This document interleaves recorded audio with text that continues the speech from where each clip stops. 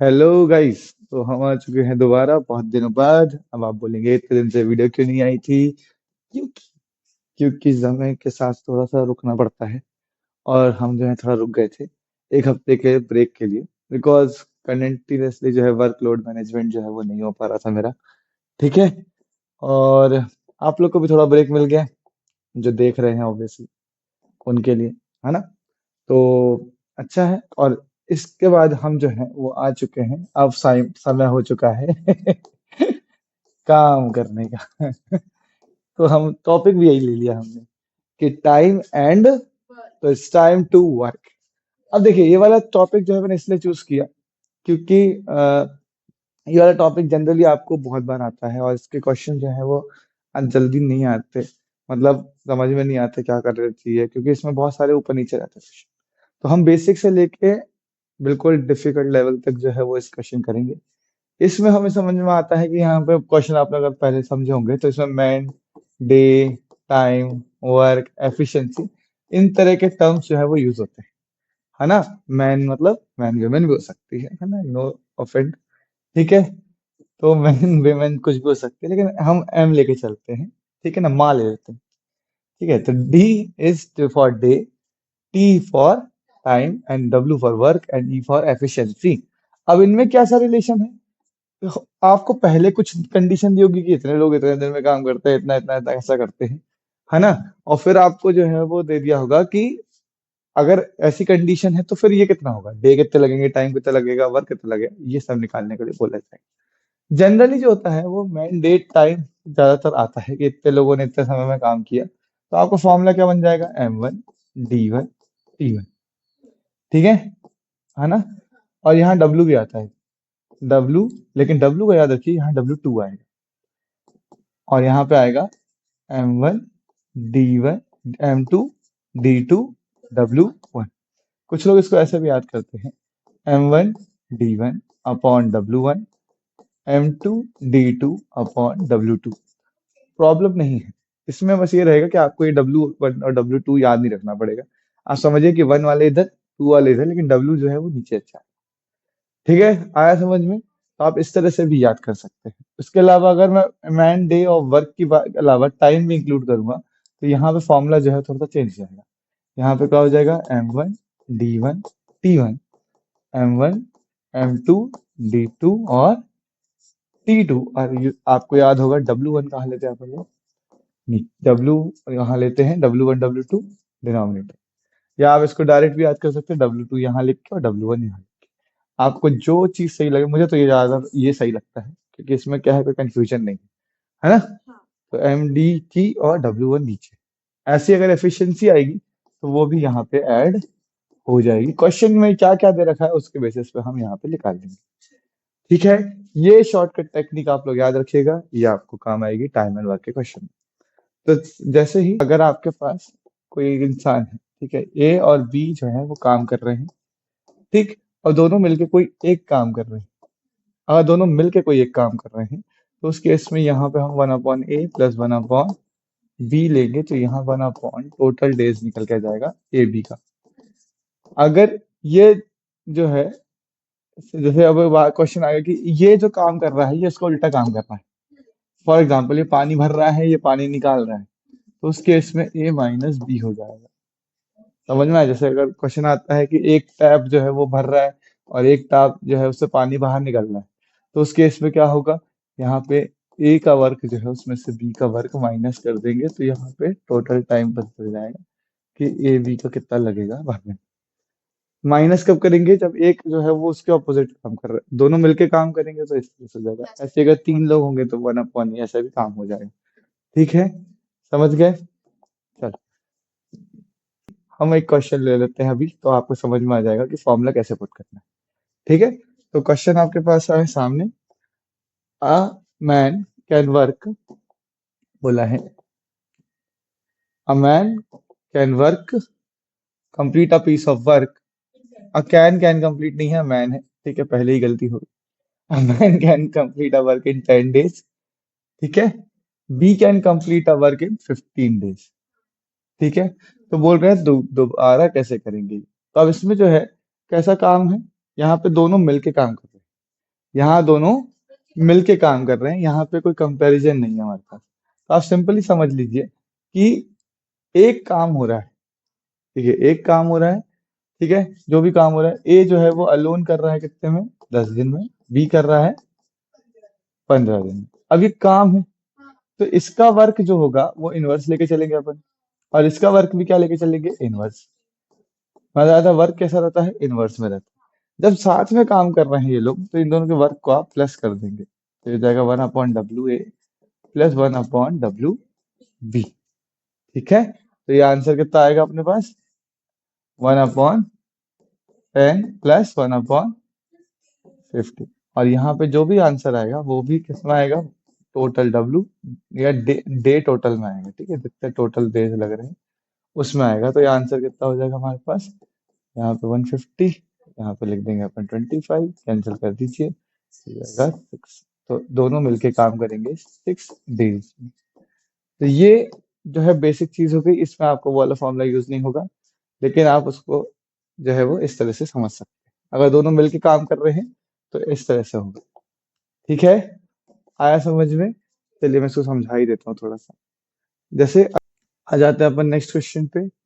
A and B get together finish a job, ठीक है। ए और बी जो है दोनों मिलके कितने दिन में काम कर सकते हैं, 12 दिन में ए बी मिलके काम कर सकते हैं। ए अकेला कितने दिन में कर सकता है, ए अकेला कर सकता है 20 दिन में। तो बोल रहा है कि बी अलोन कितने में करेगा, तो सेम फॉर्मूला यूज कर लेंगे, A plus B plus 1/B equal to 1/20, ये हो जाएगा 12, और ए की जगह रख देंगे अपन 20, ए की जगह रख देंगे 20, तो 1/B कितना आ जाएगा, 1/12 माइनस 1/20। ज्यादा पंचायत ना करें, इसमें स्माइली लगा, ठीक है। तो 20 12 हो जाएगा 240, और इन दोनों को प्लस कर दीजिए, माइनस करेंगे तो कितना आएगा 8, ठीक है, 30। Option number B. तो इस तरह के क्वेश्चन आप लोग कर सकते हैं, ठीक है, नोट कर लीजिए। चलिए अगला क्वेश्चन देखेंगे अपन। तो इसमें बोला है कि एबीसी तीनों मिलके जो है वो 6 12 और 24 दिन में कर रहे हैं, तो कंप्लीट कितने दिन में करेंगे। ठीक है, तो आप लोग ये क्वेश्चन खुद से भी कर सकते हैं। 1/A plus 1/B plus 1/C लिख लीजिए, और यहाँ पे 1/, टोटल डेज आ जाएगा आपका। तो यहाँ पे कितना हो जाएगा आपका, 6 12 और 24, 24 आएगा, ठीक है। उसके बाद फिर 6 4 जा 12, 2 जा और 24 1 जा। तो आंसर आ रहा है अपना 7 आ रहा है। 24/7 विल बी आवर आंसर। तो ये जगह 3/7, दैट इज बी। ठीक है, याद रखिएगा रेसिप्रोकल जरूर करना है अपन को, ठीक। चलिए अगला क्वेश्चन जो है थोड़ा सा अपन को जो है वो और दिमाग पे जोर देने की कोशिश करेगा, ठीक है। तो यहाँ पे बोला है कि A is twice efficient as B. मतलब समझो कि जैसे कि मैं जो है वो 4 दिन में काम कर लेता हूँ, और कोई मेरे से डबल एफिशिएंट है, मतलब उसकी जो काम करने की शक्ति मेरे से ज्यादा है।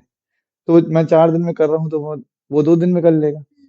तो वैसे इसमें लिखा हुआ है कि जो ए है is twice efficient as B, मतलब ए जितने भी दिन में काम करेगा वो बी से आधे होंगे। तो बी क्या लिखा हुआ है, B complete work in 18 days, 18 दिन में काम करता है। तो ए कितने दिन में करेगा, 9, और दोनों का मिलाए कि कितने दिन में होगा, तो 1/9 प्लस 1/18 करेंगे, तो यहाँ पे कितना आएगा 18, तो ये आ जाएगा 2 + 1, तो 3/18 दैट इज 1/6। तो ये जाएगा 6 डेज। Please note down. चलिए तो नेक्स्ट क्वेश्चन बोला है, ठीक है, ए कैन डू वन, ठीक है, 1/4 ऑफ वर्क इन 5 डेज। उसमें भी ना एक मैन नहीं लिखा था, एक कैन लिखा था लेकिन अपना दिमाग बहुत तेज चल रहा था। तो ठीक है, A can do work 1/4 of the work in 5 days. तो ए जो है वो 1/4 काम करेगा 5 दिन में। तो फिर पूरा वर्क कितने दिन में करेगा, तो कोई काम 20 डेज में करेगा। ऐसे बी के लिए बोला है 1/5 of the work in 6 days. तो पूरा वर्क कितने में करेगा, 6 × 5 30, 30 डेज में। अब दोनों मिलके कितने में करेंगे, तो फिर सिंपल सा फॉर्मूला लगा दे, 1/20 प्लस 1/30, हो जाएगा 1/60, 3 + 2 that is 5/60, 1/12 days will be the answer। ठीक है, चलिए तो अगला क्वेश्चन है इसमें कि 15 man can complete a construction product in 20 days। 15 लोग जो है 20 दिन में काम करते हैं, तो कितने लोग लगेंगे सेम प्रोजेक्ट को करने में? 12 दिन। तो वर्क तो सेम ही है, ठीक है, तो आप M1 D1 और W1 रखने की जरूरत नहीं, कि वर्क तो सेम ही, ठीक है, वर्क अलग अलग नहीं है। तो M1 D1 लिख दिया और यहाँ लिख देंगे M2 D2 लिख देंगे। ये वर्क सेम है तो हम उसको नहीं ले रहे। पहले वाले केस में क्या है, 15 मैन जो है वो 20 दिन में काम कर रहे थे, और कितने मैन काम करेंगे बोल रहे हैं 12 दिन में, ठीक है। तो यहाँ पे 12 को यहाँ ले आएंगे, इससे अच्छा एक काम करो, इन्हीं से कैंसिल करो। 3 4 जा 3, 5 जा 5, तो M2 आ गया 25 नहीं मैन 25, ठीक है, एज सिंपल।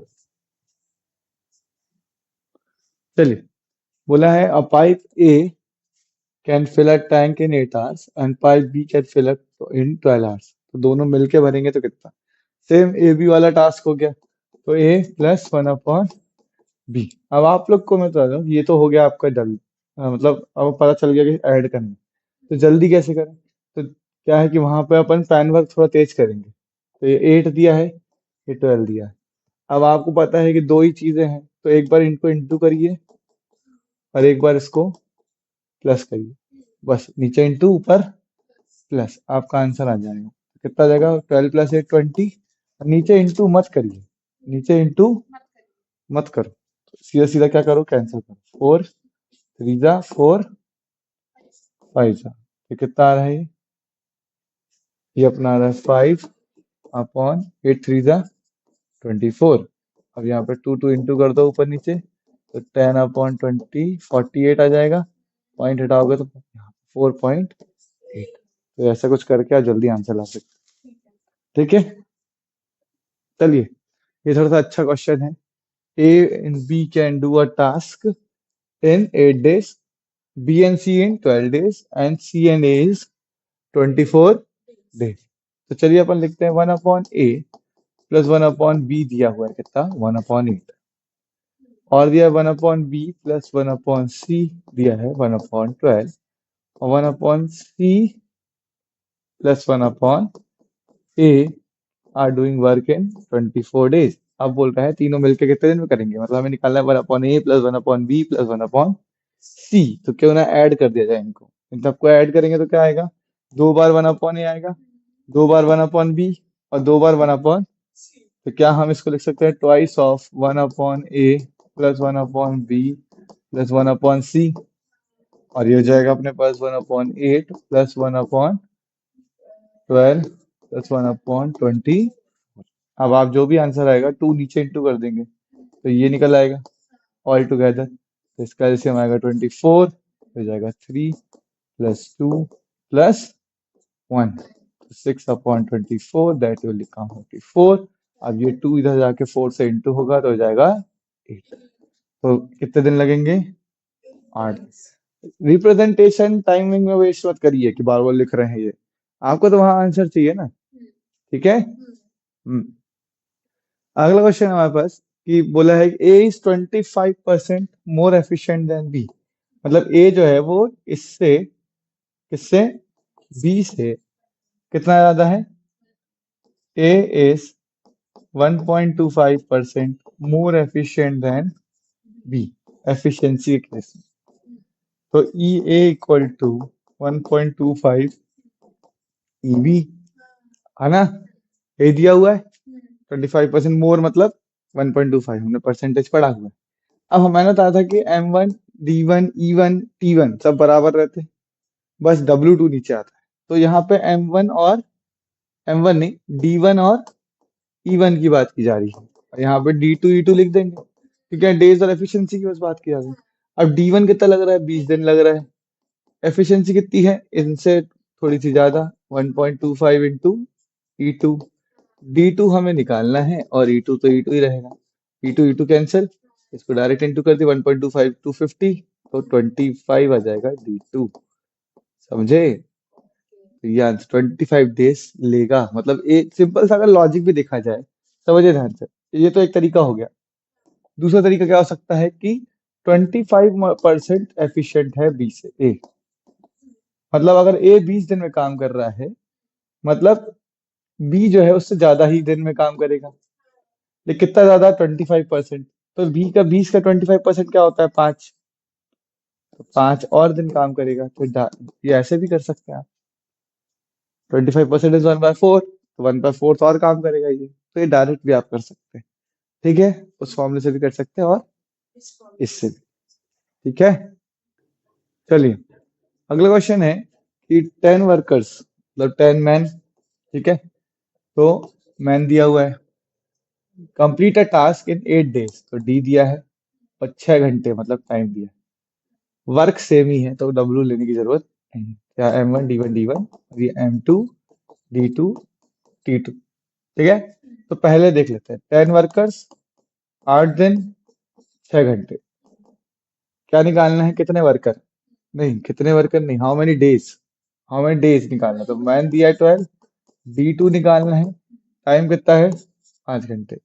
कैंसिल करना चालू करे, चलो तोड़ फोड़ चालू करे, 1 2, 2 10 जा 2 5 जा 10, 10 और 10 कैंसिल हो जाएगा, D2 बचेगा 8। As easy as you breathe. आज की क्लास खत्म करते हैं।